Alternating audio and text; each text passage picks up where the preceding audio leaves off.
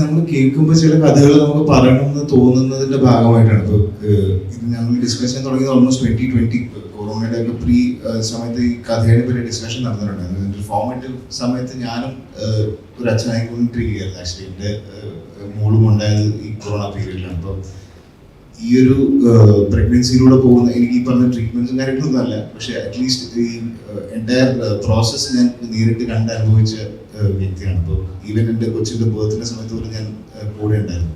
അപ്പോൾ ഇതൊക്കെ കണ്ടപ്പോൾ ഒരു സ്ത്രീ കടന്നു പോകുന്ന, അല്ലെങ്കിൽ ഒരുപാട് സ്ത്രീകൾ ഇൻവോൾവ് ആണ് പ്രഗ്നൻസി എന്നുള്ള ഒരു ഡെലിവറി സമയത്ത്. ഞാൻ അകത്ത് നിന്ന് കണ്ടപ്പോഴാണ് ഒരുപാട് നഴ്സുമാരും ഡോക്ടേഴ്സും എല്ലാവരും ഒരുപാട് സ്ത്രീകളുടെ ഒരു ഭയങ്കരമായ ഫോഴ്സ് ഒരു കുഞ്ഞ് ജനിക്കുന്നതിൽ നമ്മൾ കണ്ടു, അവരുടെയൊക്കെ കൂട്ടായ ഒരു പരിശ്രമം. അപ്പോൾ അങ്ങനത്തെ ഒരു വിഷ്വൽ കണ്ടപ്പോൾ തന്നെ ഇത് നമ്മൾ എക്സിക്യൂട്ട് ചെയ്ത് കഴിഞ്ഞാൽ ഇത് ഒരുപാട് പേർക്ക് അറിയില്ല, ഒരുപാട് പേർക്ക് ഇത് കാണാനുള്ള അല്ലെങ്കിൽ ഇത് അനുഭവിക്കാനുള്ള ഭാഗ്യം കിട്ടാറില്ല.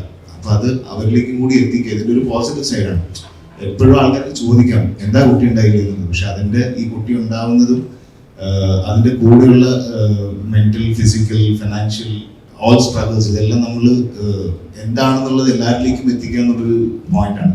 അതുകൊണ്ട് ഇതിന്റെ ഒരു സ്റ്റിഗ്മ അല്ലെങ്കിൽ ഒരു ടാബു, ഈ ഒരു ചോദ്യം കുറയുമെങ്കിൽ അല്ലെങ്കിൽ വ്യത്യാസപ്പെടുമെങ്കിൽ നല്ലതാണ്. പിന്നെ ആളുകൾക്ക് ഇത്രയൊക്കെ ഓപ്ഷൻസ് ഉണ്ട് കുട്ടികൾ ഉണ്ടാവാൻ നമ്മൾ അറിയുന്നത് നല്ലതാണ്. എല്ലാവർക്കും ഒരു പക്ഷേ IVF-ന്റെ സാധ്യതകളെ കുറിച്ച് അറിയില്ലായിരിക്കാം, സറോഗസിന്റെ സാധ്യതകളെ കുറിച്ച്. റെഗുലേറ്റഡ് സറോഗസിയാണ് നമ്മുടെ ഇന്ത്യയിലുള്ളത്. അപ്പോൾ റെഗുലേറ്റഡ് സറോഗസിന് സാധ്യതകളുണ്ട്, അഡോപ്ഷന് സാധ്യതകളുണ്ട്. അപ്പോൾ ഇതൊക്കെയും ഒരു സമൂഹത്തിൽ ചർച്ചയാവാൻ പ്രാപ്തമായ വിഷയമാണെന്ന് തോന്നിയതിന്റെ പുറത്താണ് ഇത് നമ്മൾ ചെയ്യാം എന്ന് ഉദ്ദേശിച്ചത് ചെയ്തത്. ഇപ്പോ മീഡിയക്കാർക്കാണെങ്കിലും ഇന്റർവ്യൂലാണെങ്കിലും എല്ലാ കാര്യങ്ങൾക്കും ചുട്ട മറുപടി കൊടുക്കുന്ന ആളാണ് നിഖില ചേച്ചി. അപ്പോൾ നിഖില ചേച്ചി മാരിഡ് അല്ല, സിംഗിൾ ആണെന്ന് വിചാരിക്കുന്നു. അപ്പോൾ മാരിഡ് അല്ലാത്ത ഒരാളോട് ഒരു പ്രായം കഴിഞ്ഞു കഴിഞ്ഞാൽ എല്ലാവരും ചോദിക്കുന്ന ഒരു ചോദ്യമാണ് കല്യാണം കഴിക്കുന്നില്ലേ. ഉണ്ണിച്ചേട്ടനടക്കം അത് ഇടക്ക് നേരിടാറുള്ളതാണ് ഇന്റർവ്യൂസിലടക്കം. അപ്പോൾ അങ്ങനെ ഒരാൾക്ക് നിഖില ചേച്ചി എന്ത് മറുപടി കൊടുക്കും? അപ്പോ നിഖില ചേച്ചി ആസ് ആൻ ആക്ട്രസ് ഇത്രത്തോളം വളരെ തഗ്ഗായിട്ട് അങ്ങനെ ഒരു മറുപടി കൊടുക്കാം. പക്ഷെ സമൂഹത്തിൽ ഒരുപാട് പെൺകുട്ടികൾ നിങ്ങളുടെ പ്രശ്നം. ഞാൻ ചോദിച്ച പോയിന്റ് വേറെ. ശരിക്കും പറയണ മറുപടിയാണ്, എനിക്ക് താല്പര്യമില്ല, ഞാൻ ആരോടും പറയില്ല കല്യാണം കഴിക്കേണ്ടെന്നോ കല്യാണം കഴിച്ചാൽ അങ്ങനെ ആയിപ്പോകുന്നു, എനിക്ക് ഇപ്പൊ ചെയ്യാൻ താല്പര്യമില്ല എന്ന് മാത്രമേ പറയാറുള്ളൂ. അപ്പൊ എന്റെ ഒരു ചോദ്യം എന്താണെന്ന് വെച്ച് കഴിഞ്ഞാല്, ഇപ്പൊ അങ്ങനെ ഒരുപാട് പേര് ട്രോമ അനുഭവിക്കുന്നുണ്ടാവും ഇങ്ങനെയുള്ള ചോദ്യങ്ങളില് ഒരുപാട് ആൾക്കാർ. അപ്പൊ അങ്ങനെയുള്ള ആൾക്കാർക്ക് ഒരുപാട് റിലേറ്റ് ചെയ്യാൻ പറ്റുന്ന ഒരു സിനിമയായിരിക്കും ഗെറ്റ് സെറ്റ് ബേബി.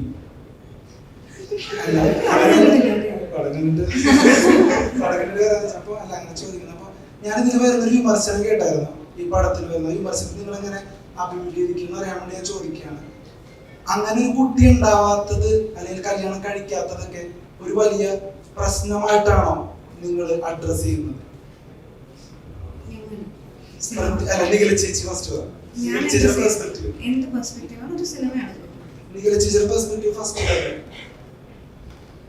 എനിക്ക് കല്യാണം കഴിച്ച് കുട്ടികൾ ഉണ്ടാവാതിരിക്കുന്നത് ഒരു പ്രശ്നമായിട്ട് തോന്നാറില്ല. ചെറിയ പറയുന്ന പോലെ അവരുടെ ചോയ്സ് ആണ്, അവർക്ക് കുട്ടികൾ വേണം, ഏത് സമയത്ത് കുട്ടികൾ വേണം, അല്ലെങ്കിൽ ഞാൻ പ്രിപ്പയർഡ് ആണോ ഒരു അമ്മയാവാൻ, ഞാൻ പ്രിപ്പയർഡ് ആവാൻ ആണോ ഒരു അച്ഛനാവാൻ എന്നുള്ളതൊക്കെ ഇതിൽ മാറ്ററാണ്.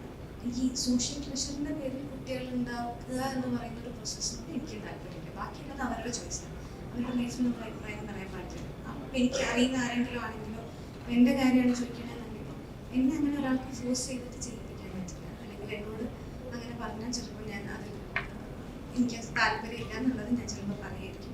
എല്ലാവർക്കും അങ്ങനെ പറയാനുള്ള ഒരു പോസിബിലിറ്റി ഇല്ലാത്തത് കൊണ്ട് ചിലർക്ക് അതൊരു വളരെ പ്രഷറായിട്ടോ സ്ട്രെസ്സായിട്ടോ ഒക്കെ ഫീൽ ചെയ്യാറുണ്ട്. അങ്ങനെയുള്ള ഈ സിനിമയിലും കുട്ടികളാവുന്നില്ല എന്ന് പറയുന്ന പ്രഷറുള്ള ആൾക്കാരുണ്ട്, കുട്ടികളാവാൻ വേണ്ടി ട്രൈ ചെയ്യുന്ന ആൾക്കാരുണ്ട്, പലതരത്തിലുള്ള ഫാമിലീസിന് അതിൽ കാണിക്കുന്നുണ്ട്. ഈ പ്രഷർ വേണ്ട എന്ന് പറയുന്ന ആൾക്കാരുണ്ട്. എന്തിനാണ് നമ്മൾ അങ്ങനെ ഒരു സോഷ്യൽ പ്രഷറിന്റെ പുറത്ത് അല്ലെങ്കിൽ ഈ പറയുന്ന പോലെ ഒരു കമ്മിറ്റ്മെന്റിന്റെ പുറത്തൊക്കെ അങ്ങനെ ചെയ്യുന്നത് എന്തിനാണെന്ന് ചോദിക്കുന്ന ആൾക്കാരുണ്ട്. പിന്നെ പല കാര്യങ്ങളും ഈ സിനിമയിൽ ഡിസ്കസ് ചെയ്യുന്നുണ്ട്. അപ്പോ സിനിമയിലേക്ക് വരാം. അപ്പോൾ ഞാൻ കേട്ടൊരു വിമർശനം, എന്തായാലും ഞാൻ ആ സിനിമ കാണും ഉറപ്പായിട്ടും. കാരണം ഇപ്പോൾ ഉണ്ണിച്ചേട്ടൻ പറഞ്ഞ ആ ഒരു മെസ്സേജ് ഭയങ്കര ഹൃദയസ്പർശിയാണ്. അപ്പൊ അങ്ങനെ ഒരു മെസ്സേജ് തരാനായിട്ട് ഈ സിനിമയ്ക്ക് പറ്റിയിട്ടുണ്ടെങ്കിൽ അത് ഈ സിനിമയുടെ വിജയം തന്നെയാണ്. അപ്പോൾ ഈ സിനിമയ്ക്ക് ഒരു പ്രമുഖ റിവ്യൂവർ എന്ന് വിളിക്കപ്പെടുന്ന ഒരാൾ കൊടുത്തൊരു വിമർശനം കുട്ടികൾ ഉണ്ടാവാതിരിക്കുക എന്നതൊക്കെ ഒരു വലിയ പ്രശ്നമായിട്ട് അഡ്രസ് ചെയ്തോ എന്ന് തോന്നി എന്നുള്ളതാണ്. അപ്പോ ആ ഒരു വിമർശനത്തിന് എന്താണ് മറുപടി? വിമർശനത്തിന് നമ്മൾ മറുപടി കൊടുത്തോളന്നില്ലോ. അത് ഒരാൾ അയാളുടെ പെർസ്പെക്റ്റീവ് പറഞ്ഞു.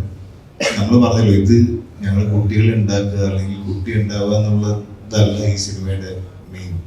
അതൊരു സെറ്റിംഗ് ആണ്. IVF സ്പെഷ്യലിസ്റ്റ് ആയിട്ടുള്ള ഒരു ഡോക്ടറുടെ ക്യാരക്ടർ പ്ലേ ചെയ്യുമ്പോൾ അതുമായിട്ട് ബന്ധപ്പെട്ട് പ്രഗ്നൻസി, ഡെലിവറി, കുട്ടികളുണ്ടാവൽ, അതിന്റെ സൊസൈറ്റൽ പ്രഷർ, ഇതിനെ പറ്റിയൊക്കെ നമ്മൾ സംസാരിക്കും. പക്ഷെ നമ്മൾ ഇതിൽ പറയുന്ന കഥ ഈ പറഞ്ഞ നേരത്തെ ഇത് തുടങ്ങി വെച്ച പോലെ അച്ഛൻ, അമ്മ, കുടുംബം, ഭാര്യ, ഈ റിലേഷൻഷിപ്സ്, ഇതിന്റെ ഇമ്പോർട്ടൻസ്, ഇവർ തമ്മിലുള്ള റിലേഷൻഷിപ്പിന്റെ ഇമ്പോർട്ടൻസും ഇമോഷൻസുമാണ് നമ്മൾ ഈ സിനിമയിലൂടെ പറയുന്നത്. ഇപ്പോൾ ഒരു മകൻ അമ്മയോടുള്ള സ്നേഹം, അല്ലെങ്കിൽ ഒരു ഭർത്താവിന് ഭാര്യയോടുള്ള സ്നേഹം, ഇതെല്ലാം പ്രതിപാദിച്ചു പോകുന്നൊരു സിനിമയാണ്. ഇതിൽ നമ്മൾ കുട്ടി ഉണ്ടാക്കുന്നൊന്നും അല്ലെങ്കിൽ അങ്ങനത്തെ ഒരു മെസ്സേജ് നമ്മൾ കൊടുക്കാൻ ഉദ്ദേശിക്കില്ല. കുട്ടി ഉണ്ടാവാതിരിക്കണം എന്ന് നമ്മൾ മെസ്സേജ് കൊടുക്കാൻ ഉദ്ദേശിക്കില്ല. ഈ സിനിമയിൽ നമ്മൾ പറയുന്ന ഈ കുടുംബ ബന്ധങ്ങളുടെ കഥ പറയുമ്പോൾ അതിൽ വന്നു പോകുന്ന സൊസൈറ്റലായിട്ടുള്ള പല കാര്യങ്ങളും, ഈ സൊസൈറ്റൽ പ്രഷർ, ഇപ്പം നിങ്ങൾ പറഞ്ഞ പോലുള്ള സൊസൈറ്റൽ പ്രഷറിനെ പറ്റി സംസാരിക്കുന്നുണ്ട്. അത് ഒരു ഡോക്ടറുടെ പെർസ്പെക്റ്റീവിലാണ് നമ്മൾ പറയുന്നത്. അദ്ദേഹത്തിൻ്റെ അടുത്തേക്ക് വരുന്ന രോഗികൾക്ക് പല പല കാര്യങ്ങൾ പറയുന്നുണ്ട്, പല രോഗികൾക്ക് പല കാര്യങ്ങൾ പറയുന്നുണ്ട്, പല ആവശ്യമായിട്ട് വരുന്ന ആൾക്കാരുണ്ടാവും. ഇവരെല്ലാം നമ്മൾ ഡെപിക്ട് ചെയ്തിട്ടുണ്ട്. ഈ സൊസൈറ്റിയിൽ നമ്മൾ കാണുന്ന എല്ലാ വിഭാഗം ആളുകളെയും നമ്മൾ അഡ്രസ് ചെയ്യാൻ പരിശ്രമിച്ചിട്ടുണ്ട്. അത് വളരെ ലളിതമായിട്ട്. ഇപ്പം ഇതിന്റെ പ്രോസസ്സ് നേരത്തെ മുന്നേ പറഞ്ഞാൽ നമുക്ക് എക്സ്പ്ലെയിൻ ചെയ്ത് കൊടുക്കാൻ ബുദ്ധിമുട്ടുള്ള പ്രോസസ്സുകളാണ് പലതും. ഈ പറഞ്ഞ കുട്ടി ഉണ്ടാകുന്നത് എങ്ങനെ, ഇതൊക്കെ ഒരു സംസാര വിഷയമാകണം. വളരെ ചെറുപ്പം മുതൽ തന്നെ കുട്ടികളിലും ഈ ഒരു ടോക്ക് ഉണ്ടാവണം. നമ്മളുടെ നാട്ടിൽ സെക്സ് എഡ്യൂക്കേഷനുള്ള പോസിബിലിറ്റീസ് വളരെ കുറവാണ്, പരിമിതമാണ്. ഇപ്പോൾ ഒരുപാട് ലിബറലായി വരുന്നുണ്ടെങ്കിൽ പോലും. അപ്പൊ ഇങ്ങനത്തെ കോൺവെർസേഷൻസ് ഒക്കെ ഇനീഷ്യേറ്റ് ചെയ്യുക എന്നുള്ള ഉദ്ദേശം കൂടി ഈ സിനിമയ്ക്കുണ്ട്. അത് നമ്മൾക്ക് അതിന്റെ റിവ്യൂസ് കിട്ടുമ്പോൾ അല്ലെങ്കിൽ റെസ്പോൺസ് കിട്ടുമ്പോഴാണ് ഇതുപോലുള്ള സംസാരങ്ങൾ കുടുംബങ്ങൾക്ക് അകത്തുണ്ടാകുന്നത്. ഇപ്പൊ ഒരു മകൻ അമ്മയ്ക്ക് ഈ സിനിമ ഇഷ്ടപ്പെടുമെന്ന് അറിഞ്ഞിട്ട് ആ അമ്മേനെ കൊണ്ടുപോകുമ്പോഴാണ് നമുക്ക് നമ്മളുടെ സക്സസ് എന്ന് പറയുന്നത്. ഞങ്ങൾ ഫേസ്ബുക്കിൽ ഒരു വീഡിയോ വന്നതാണ്, എൻ്റെ അമ്മയ്ക്ക് ഈ പടം കാണണമെന്ന് പറഞ്ഞപ്പോൾ ഞാൻ കൊണ്ടുപോകുന്നതിന് മകൻ കൊണ്ടുപോയി. അതൊക്കെയായിരുന്നു ഞങ്ങളെ സംബന്ധിച്ച് ഇതിൽ വിജയം എന്ന് പറയുന്നത്. അല്ലാണ്ട് കുട്ടികൾ ഉണ്ടാക്കുന്നതിനെ പറ്റിയോ അല്ലെങ്കിൽ അങ്ങനെ ഒരു സിനിമയല്ല ഇത്. ബന്ധങ്ങളുടെ കഥ പറയുന്നത്, റിലേഷൻഷിപ്സിനെ പറ്റി പറയുന്ന സിനിമ.